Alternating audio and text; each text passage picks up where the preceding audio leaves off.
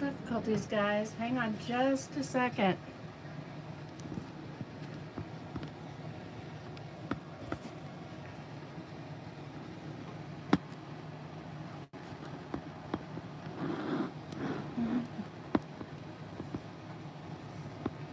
This is the first time going live on YouTube at the same time that I go live on Facebook, and I was unaware that we would have the directional issues that we seem to be having. So please forgive.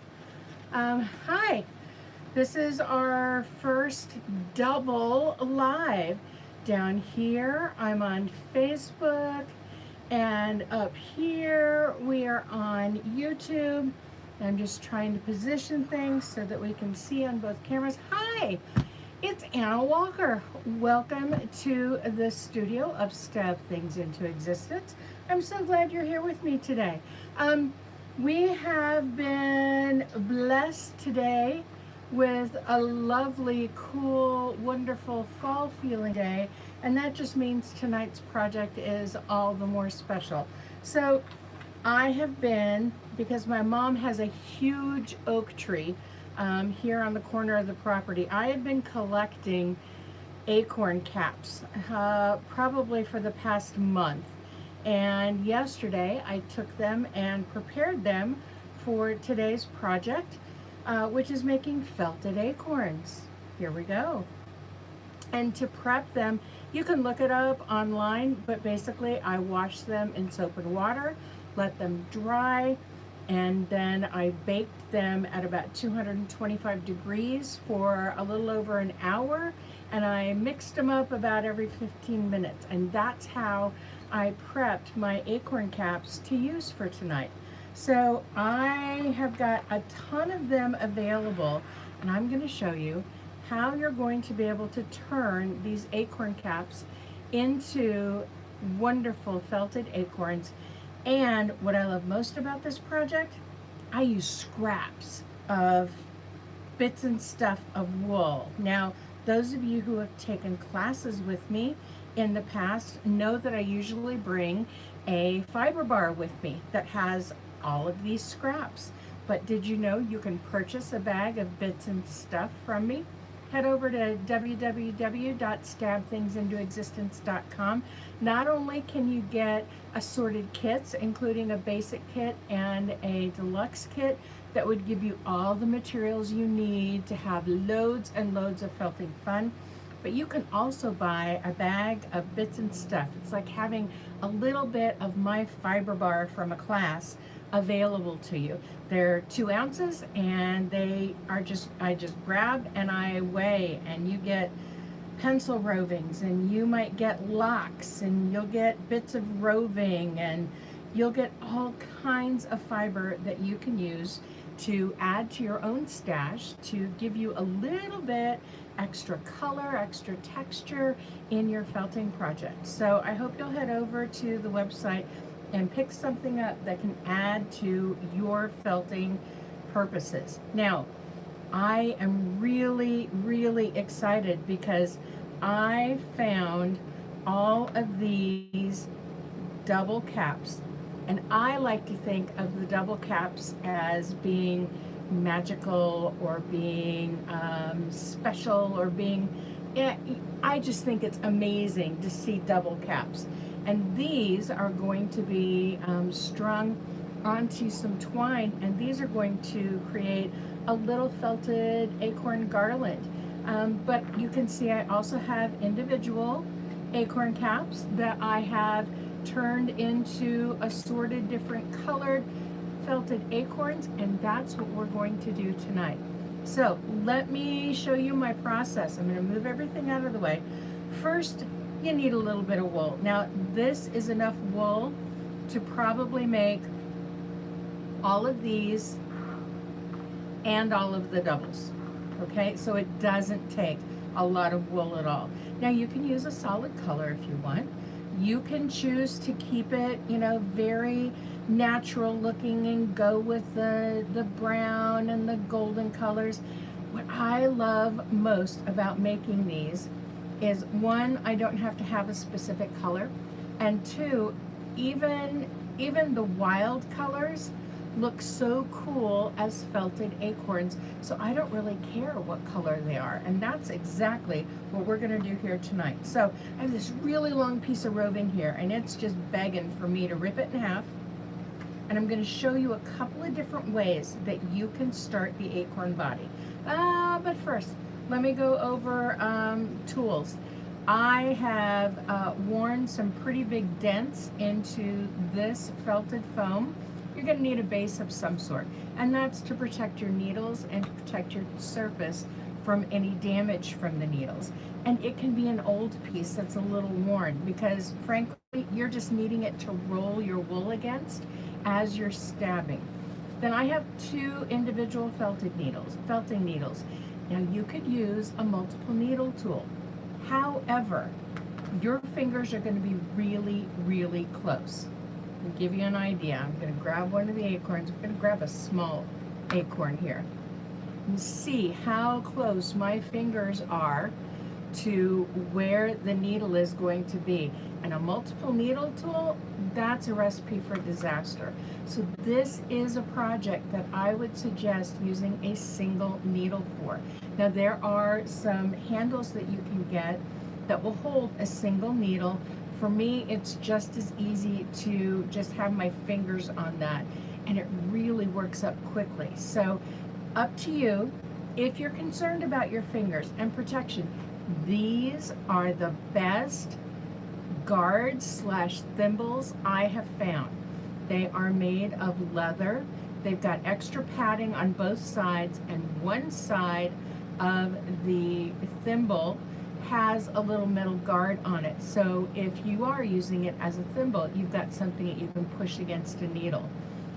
I like them because they come in a couple of different sizes. So one is just right for my forefinger, and one is just right for my thumb. And with these, I can grab and I can hold my piece really, really close, and I can stab in one stab at a time and protect my fingers. Now, I did some of the acorns with these on. I've been felting for 15 years-ish. I know it's been at least 14, but I'm pretty sure it's been 15 years. The guards are great for if you don't rely on your fingers for feeling your felted pieces for whether or not they are fully felted. Now, I felted most of these today without any finger guards on, but you do you. I want you to feel comfortable. Excuse me. I want you to feel safe when you're felting, and if you want to wear finger guards, you wear finger guards. That is completely and totally up to you. So you can see that I pulled this roving apart, and then I pulled it apart into shorter pieces, and I've got it all roughly about the staple length. Now what I'm going to do to start this is to put an overhand knot in the center.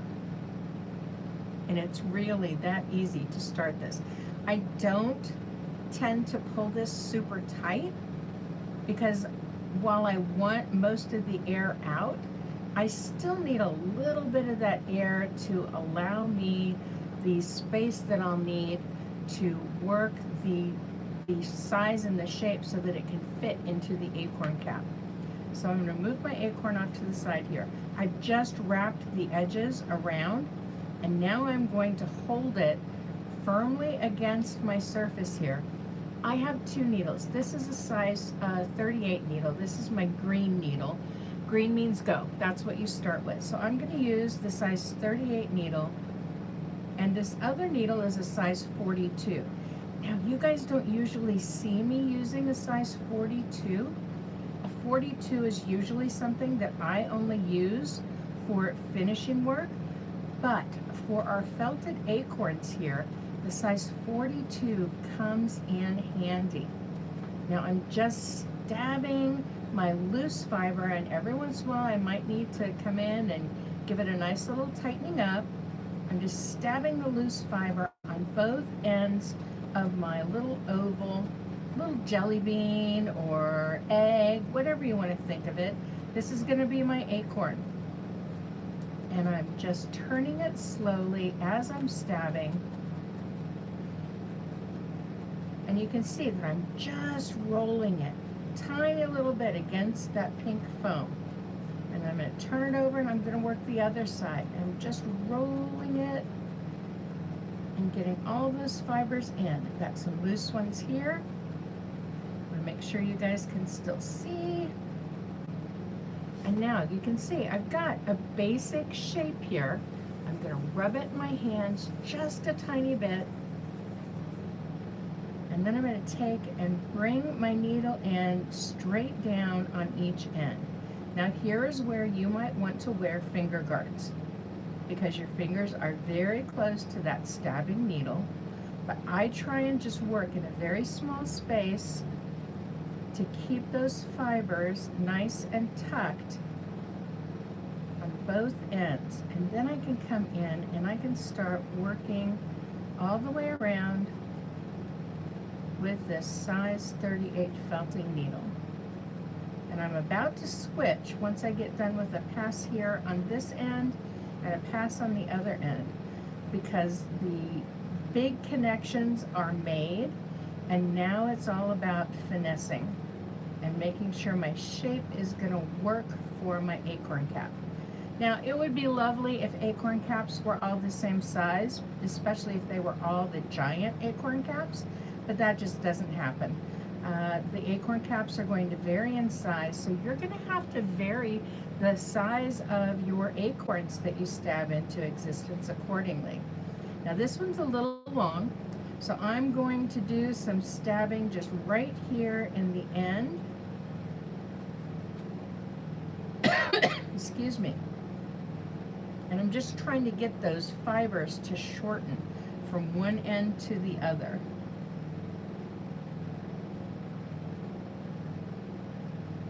You see, it's not quite as tall as it was. I'm going to tuck this size 38 needle in, and I'm going to grab this size 42. But first, I want to grab one of my acorn caps, and I want to see how close I am. Okay, I'm pretty close. This is a good match here, and this will fit in quite nicely, but it's still really squishy, so I want to firm this up. So how do I firm it up? Well, I'm taking this size 42 needle, which is a finer needle than the first one that I used. As the numbers go up on the needle sizes, the fineness goes up. The more coarse the needle, the lower the number. And felting needles, I believe, start at around a size 32 for industrial felting machines. And they go up. 42 is the highest that I've seen, but they could go higher. If anybody knows if they go higher, if you'd let me know, I'd appreciate it.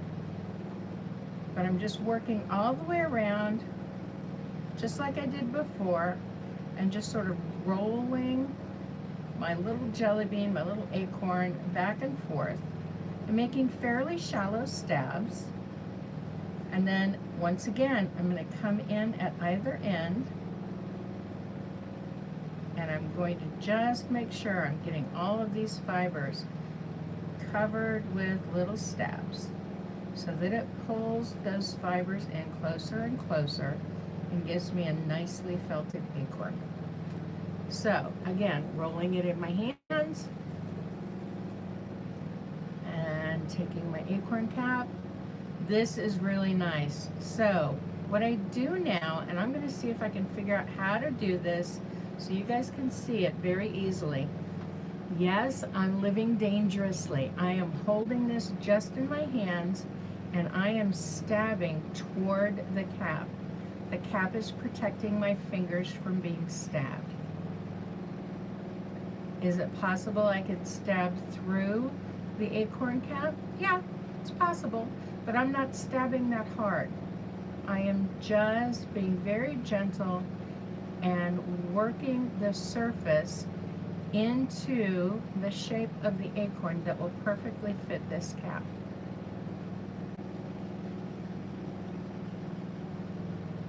And this one looks like it's going to end up being a little offside, so I can take and I can zhush it a little bit, and then I can bring it back down and I can keep stabbing.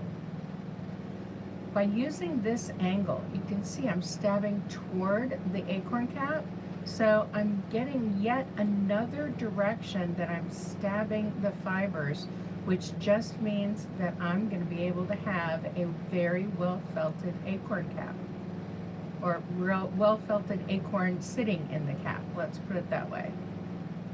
Every time you stab from a different direction, you make a stronger felt because you're connecting those fibers on yet another angle, another surface. And every connection just helps your felt become firmer and firmer and more stable. Especially for the double acorns that I did, since they're going to be hanging in a garland, and since, you know, garlands tend to sway when there's a breeze blowing, or when somebody opens a window or a door or a fan turns on, there's a possibility that they could, you know, bump against things. I want to have a well-felted acorn so that it's not going to start to get either nubby or hairy, you know, flyaways coming up. I want this to be well-felted, and I want to make sure that I am getting all of those loose fibers in so that they can't be pulled out by accident. You see, I'm going around at another angle now. And again, you'll get used to holding your pieces in your bare hands, but don't try this at first. Like I said, I've got 15 years and I still stab myself sometimes. This is my little public service announcement. Needles are, for felting, are just like any other needles. Don't share them. They're yours, because you will stab yourself at some point in time. It hurts for an instant, and then you suck on your finger and it's done. Okay. And just like that, how long was that? Anybody time me? We have a felted acorn. And it is adorable. Now, what do I do with it now? Well, once you've got all of your acorns set up and they are perfectly fit to the acorn cap, I take my hot glue gun and I just put a drop of hot glue inside the acorn cap and press my acorn into the hot glue, hold it tightly for a moment, and then I've got acorns that are connected and everything is hunky-dory and fine. And you see how little fiber that took. That took this much fiber. I don't even know if I put this on my scale if it would even give me a weight. That's how little it is. So imagine how many you could make with just 2 ounces of fiber from one of my bags of bits and stuff. So that is our project for today. Go find some acorn caps and go felt some acorns. And then you'll have some wonderful little decorations you can put in a bowl, or a garland that you could make. If you worked it out right, you might even be able to put these on a name tag, and they could be a wonderful little decoration. Who knows, you can make little ornaments out of them too. So acorns, go make some felted acorns. And I'm looking forward to seeing you next week. I was talking to my bestie earlier today, and I have been haven't been working on it recently, but it's time to get her dragon out and to give it some love. So next week we're going to have another progress session with the dragon that I am creating, needle felting, for my best friend Barb. And I invite you all to join me here either on YouTube or on Facebook next Wednesday at 7 p.m. Central Time, either on Facebook or YouTube. Come join the party, and I look forward to seeing you next week. Thank you all for being here tonight. I have been having fun all day, and now I'm going to give my hands a break because these were all created in 3 hours today, aside from this one that we just created in 15 minutes. So go felt some acorns, have some fun. We'll talk to you all later. Take care. Bye-bye.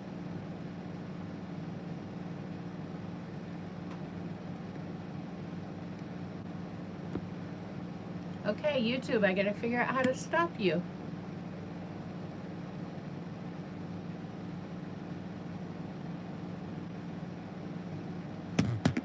Nope, that's not how. Hello.